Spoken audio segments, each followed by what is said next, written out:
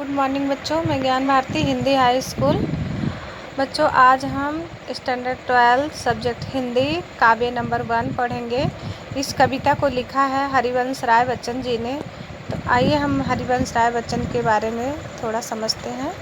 इनका जन्म सन 1907 इलाहाबाद में माना गया है। प्रमुख रचनाएं इनकी हैं मधुशाला जो 1935 में, मधुबाला 1938 में, मधु कलश 1938 में, निशा निमंत्रण, एकांत गीत, आकुल अंतर, मिले यामिनी, सतरंगिणी, आरती और अंगारे, नए पुराने झरोखे, टूटी फूटी कड़ियाँ काव्य संग्रह हैं।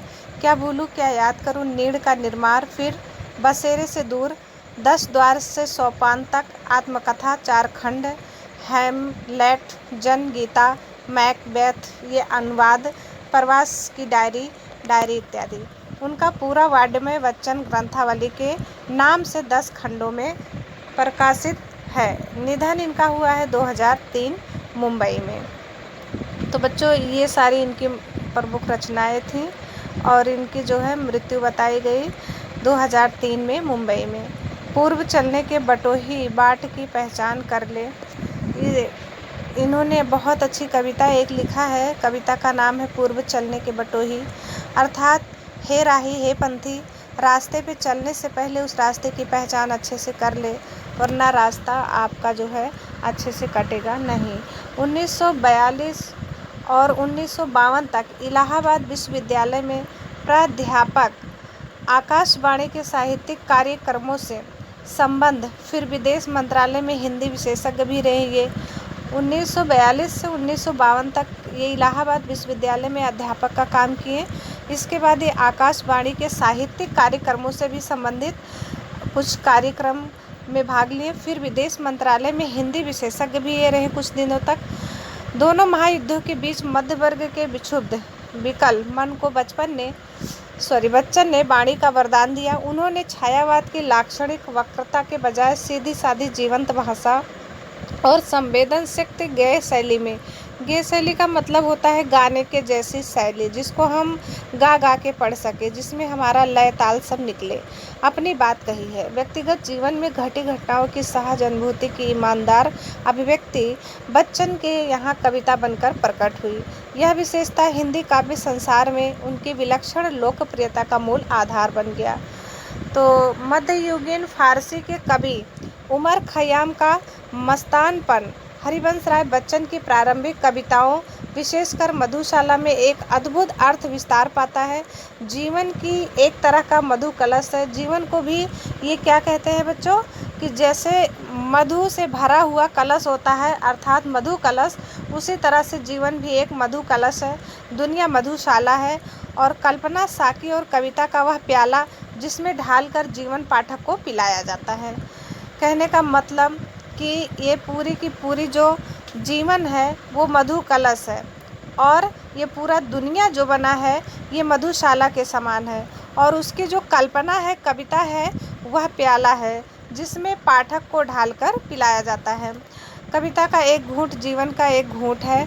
पूरी तन्मयता से जीवन का घूंट भरे, कड़वा खट्टा भी सहज भाव से स्वीकार करे तो अंततः एक सूफियाना सी बेख्याली मन पर छाएगी। एक के बहाने सारी दुनिया से इश्क हो जाएगा और तेरा मेरा के समस्त झगड़े काफूर हो जाएंगे, अर्थात ख़त्म हो जाएंगे। इसे बच्चन का हालावादी दर्शन भी कहते हैं। यह बात ध्यान देने योग्य है कि उनकी युगबोध संबंधी कविताएं जो बाद में लिखी गईं, उनका मूल्यांकन अभी तक कम ही हो पाया है। बच्चन का काव्य कवि रूप सबसे विख्यात है, पर उन्होंने कहानी, नाटक, डायरी आदि के साथ बेहतरीन आत्मकथा भी लिखी है।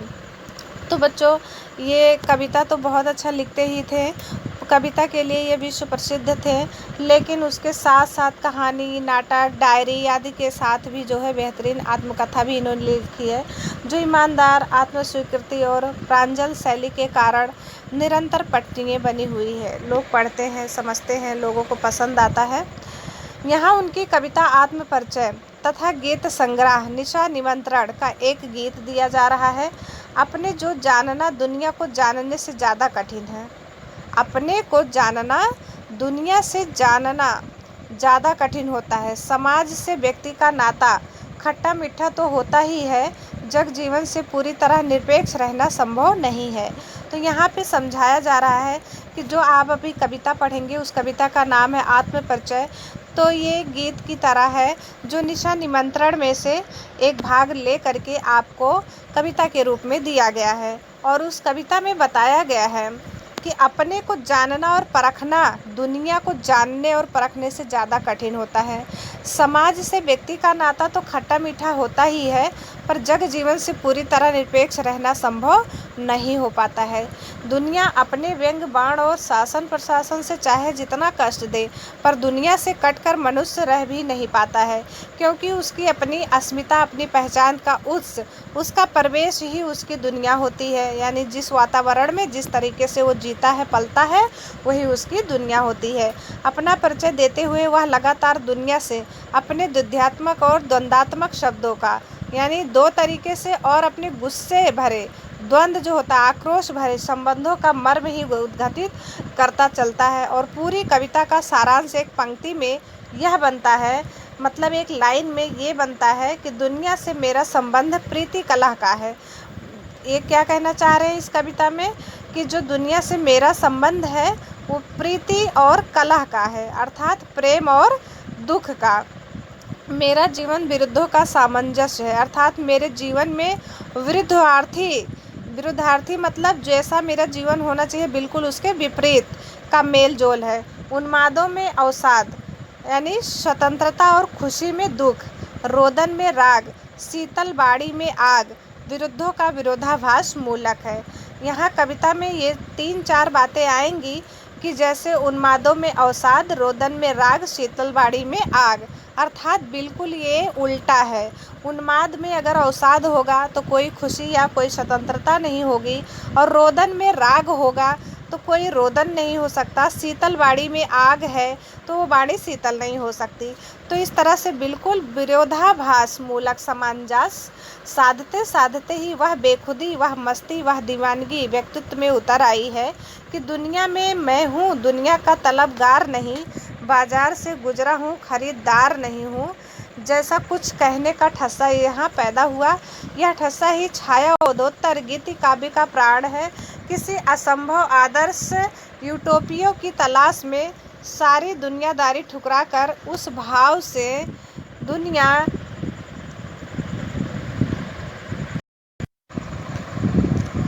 से कोई वास्ता नहीं। प्रीति कला का यही वितान और विरोधाभास का यह विग्रह इन्हें दूर टिमटिमाते तारों की अद्भुत रहस्यमयता से लहा लोट रखता है। निशा निमंत्रण से उद्धृत गीत में प्रकृति के दैनिक परिवर्तनशीलता के संदर्भ में प्राणी वर्ग विशेषकर मनुष्य के लिए ये कहा गया है, धड़कते हृदय को सुनने की काव्यात्मक कोशिश है। बहुत ही सरल सर्वानुभूति बिंबों के जरिए, अर्थात बिंब मीन्स होता है परछाई, किसी अगोचर सत्य की रूहानी छुअन महसूस करा देना बच्चन की जो अलग विशेषता है, यह गीत उसका एक बेहतर नमूना है। किसी प्रिय आलंबन या विषय से भावी साक्षात्कार का आश्वासन ही हमारे प्रयास के पगों की गति में चंचल तेजी भर सकता है, अन्यथा हम शिथिलता और फिर जड़ता को प्राप्त होने के अभिशप्त हो जाते हैं। जड़ता मीन्स होता है स्थिर हो जाना, जड़ का मीन्स बच्चों मूर्ख भी होता है, लेकिन यहाँ पे स्थिर होना ही माना जाएगा। गीत इस बड़े सत्य के साथ समय के गुजरते जाने के एहसास में लक्ष्य प्राप्ति के लिए कुछ कर गुजरने का जज्बा भी लिए हुए हैं। तो ये था बच्चों हरिवंश राय बच्चन जी का जीवन परिचय। अब आइए हम उनकी कविता को पढ़ते हैं। कविता का नाम है आत्म परिचय। मैं जग जीवन का भार लिए फिरता हूँ, फिर भी जीवन में प्यार लिए फिरता हूँ। कर दिया किसी ने झंकृत जिनको छूकर, मैं सांसों के 2 तार लिए फिरता हूँ। अब यहाँ पे समझा रहे हैं कवि कि मैं अपने जग जीवन का, इस संसार रूपी जीवन का भार लिए जो है इधर उधर घूम रहा हूँ, फिर भी जीवन में प्यार लिए घूम रहा हूँ। हमारे ऊपर पूरे संसार के जीवन का भार है, लेकिन फिर भी हम अपने जीवन में उस भार से दबे होने के बावजूद भी प्यार लिए इधर उधर घूम रहे हैं। कर दिया किसी ने झंकृत जिनको छूकर, मैं सांसों के 2 तार लिए फिरता हूँ। अब यहाँ दूसरी लाइन में बच्चों कह रहे हैं कवि कि उस जीवन भरे प्यार को जिसने छूकर झंकृत कर दिया, अर्थात जिसने उस प्यार के तार को झुनझुना दिया, बजा दिया, मैं ऐसे सांसों के 2 तार लिए भी फिरता हूँ। मैं स्नेह सुरा का पान किया करता हूँ, मैं कभी ना जग का ध्यान किया करता हूँ। आगे कह रहे हैं बच्चों कि मैं स्नेह सुरा अर्थात प्रेम सुर का हमेशा पान किया करता हूँ, मैं कभी ना जग का ध्यान किया करता हूँ। तो कभी ना जग का ध्यान करने का मतलब है कि मैं हमेशा प्रेम देता हूँ, प्रेम लेता हूँ और प्रेम प्राप्ति के लिए ही ध्यान करता हूँ। संसार मुझे देखकर क्या कहता है, मैं उस तरफ कोई ध्यान नहीं देता हूँ। जग पूछ रहा उनको जो जग की गाते, मैं अपने मन का गान किया करता हूँ। और वो संसार भी उन्हीं लोगों को पूछता है, उन्हीं लोगों से बातें करना चाहता है जो संसार के बारे में गीत गाते हैं, संसार की तारीफ करते हैं।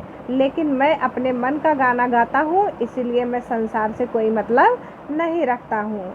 मैं निज उर के उद्गार लिए फिरता हूँ, मैं निज उर के उपहार लिए फिरता हूँ।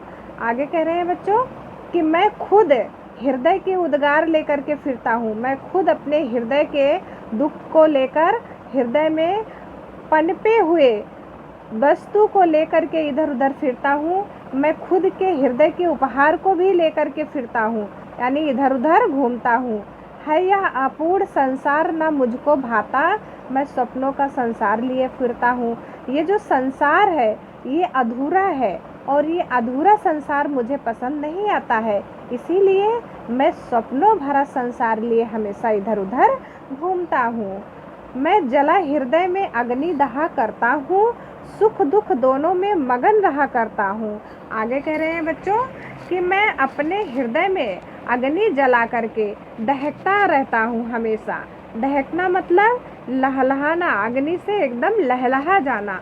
सुख दुख दोनों में मग्न रहा करता हूँ और मेरे ऊपर चाहे सुख पड़े चाहे दुख पड़े, मैं दोनों समय में हमेशा खुश रहा करता हूँ। जग भाव सागर तरने को नाव बनाए, मैं भव मौजों पर मस्त बहा करता हूँ। संसार जो है वो संसार रूपी भव सागर अर्थात संसार रूपी सागर से तरने के लिए अर्थात उबरने के लिए नाव बनाता है, लेकिन मैं तो भव मौजों पर मस्त बहा करता हूँ, अर्थात मैं संसार के मौजों पर, संसार के किनारों पर मस्त होकर के, खुश होकर के तैरा करता हूँ।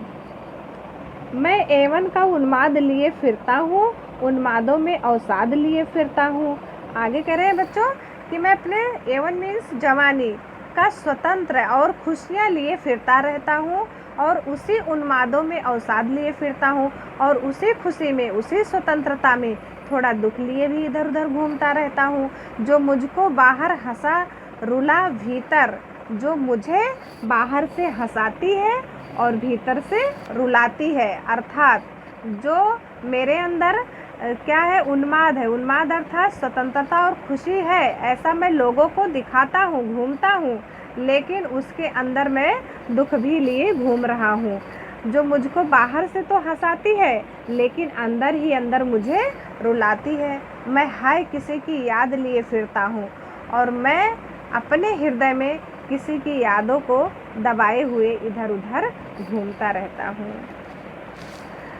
कर ले यत्न मिटे सब सत्य किसी ने जाना, कर यत्न मिटे सब सत्य किसी ने जाना, नादान वही है हाय जहाँ पर दाना। कह रहे हैं कि ये बात कितनी भी जानने के लिए कोशिश कर ले, मिटे सब सत्य किसी ने नहीं जाना, लेकिन इसकी सच्चाई आपको नहीं कहीं पता चलेगी कि ये बात किसने और कब कही थी। नादान वही है हाय जहाँ पर दाना, जहाँ पर खाने पीने की चीज़ों की व्यवस्था होती है वहीं पर लोग नादान रूप में भी दिखते हैं, अनजान रूप में भी दिखते हैं। फिर मूड ना क्या जग जो इस पर भी सीखे, मैं सीख रहा हूँ सीखा ज्ञान भुलाना। फिर तो ऐसे जग में, ऐसे लोगों के साथ मेरा मूड नहीं होता, अर्थात मन नहीं होता कि इनके ज्ञान को मैं सीखूं। मैं इस ज्ञान को अब भुला रहा हूँ जो जग इस समय सीख रहा है। मैं और जग और कहाँ का नाता, मैं बना बना कितने जग रोज मिटाता। मैं और जग औरों का नाता, अर्थात मैं, संसार और लोगों का कहाँ है नाता, जो भी कहीं भी है मैं उसे नहीं जानता। मैं बना बना कितने जग रोज मिटाता हूँ। मैं इन लोगों को ना जानता हूँ, इस संसार को नहीं जानता हूँ, ना उसमें रहने वाले औरों को जानता हूँ, ना उनके नाते को मैं समझता हूँ। मैं तो अपने बनाए हुए रोज डेली के संसार को मिटाता रहता हूँ। जग जिस पृथ्वी पर जोड़ा करता वैभव, मैं प्रीति पग से उस पृथ्वी को ठुकराता। जग जिस पृथ्वी पर जोड़ा करता वैभव, अर्थात धन दौलत ऐश्वर्य जोड़ जोड़ कर रखता है। संसार जिस पृथ्वी पर धन दौलत ऐश्वर्य वैभव जोड़ जोड़ कर अर्थात इकट्ठा करके रखता है, मैं प्रति पग से अर्थात अपने एक एक पग से उस पृथ्वी को ठुकरा देता हूँ। मैं निज रोदन में राग लिए फिरता हूँ, शीतल बाड़ी में आग लिए फिरता हूँ। अब बच्चों यहाँ पे कह रहे हैं कि मैं रोज डेली अपने रोदन अर्थात कलह में, रोने की आवाज़ में एक राग लिए घूमता हूँ, शीतल बाड़ी में आग लिए घूमता हूँ।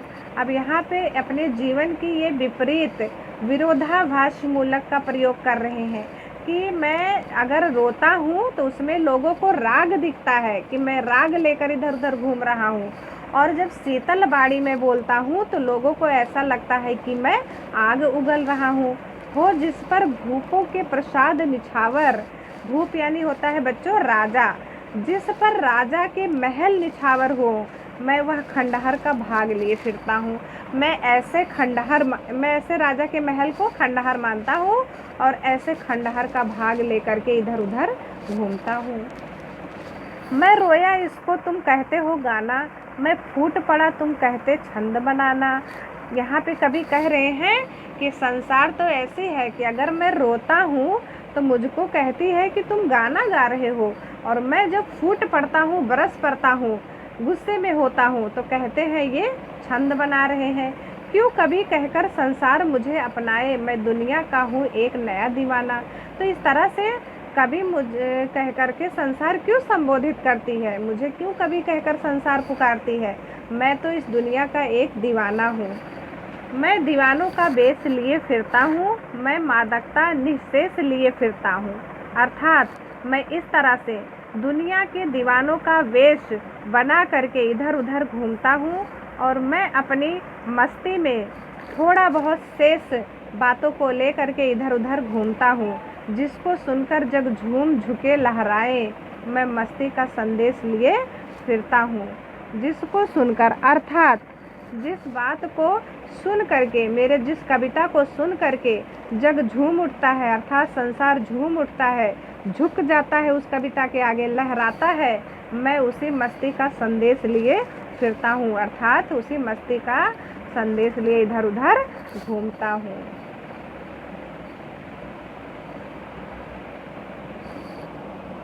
जो अब हम कविता का दूसरा भाग पढ़ेंगे, जो 3 पक्षियों पर आधारित है, जिसमें से 2 दाम्पत्य हैं और एक उनका बच्चा है। तो यहाँ पे आइए इस कविता को हम समझते हैं। दिन जल्दी जल्दी ढलता है, हो जाए ना पथ में रात कहीं, मंजिल भी तो है दूर नहीं। यहाँ पे बच्चों कह रहे हैं दोनों दाम्पत्य कि जल्दी जल्दी चलिए, अब हमारे दाना चुगने का समय ख़त्म हो गया है, दिन बहुत जल्दी जल्दी ढल रहा है अर्थात डूब रहा है, और कहीं रास्ते में ही रात ना हो जाए। हम जानते हैं हमारी मंजिल तो दूर नहीं है, लेकिन फिर भी अब हमको जल्दी जल्दी चलना चाहिए। यह सोच थका दिन का पंछी भी जल्दी जल्दी चलता है, दिन जल्दी जल्दी ढलता है, और यही सोचकर दोनों दाम्पत्य पंछी जल्दी जल्दी चलने लगते हैं, और उन्हीं के साथ साथ पीछे पीछे दिन भी बहुत जल्दी जल्दी ढलने लगता है। बच्चे प्रत्याशा में होंगे, नीड़ों से झांक रहे होंगे। नीड़ मीन्स होता है बच्चों घोंसला, जैसे मनुष्यों का घर होता है वैसे घोंसला ही पक्षियों का घर होता है। तो वो दोनों दाम्पत्य पक्षी माता पिता कह रहे हैं कि बच्चे हमारे इसी आशा में होंगे कि हमारे माँ बाप आ रहे होंगे और अपने नीड़ों से अर्थात घरों में से झांक रहे होंगे, अर्थात हमको देख रहे होंगे। यह धान परों में चिड़ियों के भरता कितनी चलता है, दिन जल्दी जल्दी ढलता है। जब इसी बात को चिड़ियों अपने ध्यान में करते हैं तो उनकी पैरों में अर्थात उनके पंखों में बहुत गति आ जाती है, चंचलता आ जाती है और वो फटाफट उड़ने लगते हैं।